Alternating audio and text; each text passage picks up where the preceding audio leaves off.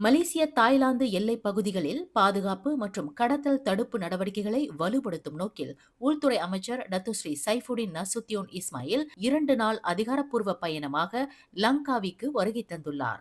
எல்லையோர பாதுகாப்பு தயார் நிலையை ஆய்வு செய்த அமைச்சர் சைஃபுடின் தெலோஏவா மற்றும் தெலாக ஹாபர் துறைமுக பகுதிகளில் வான்வழி மற்றும் தரை வழியை மேற்பார்வையிட்டார்.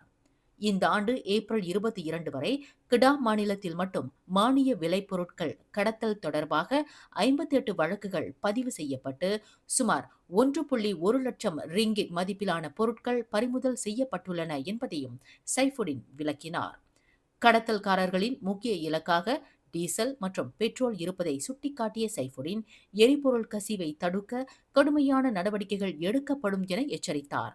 நாட்டின் இறையாண்மையை பாதுகாப்பதோடு மானிய விளைபொருட்கள் அண்டை நாடுகளுக்கு கடத்தப்படுவதால் ஏற்படும் பொருளாதார பாதிப்பை தடுக்க அரசு உறுதியாக உள்ளதாக அவர் தெரிவித்தார். மேலும் செய்திகளை தெரிந்து கொள்ள கீழே இருக்கும் பெல் பட்டனை அழுத்துங்கள்.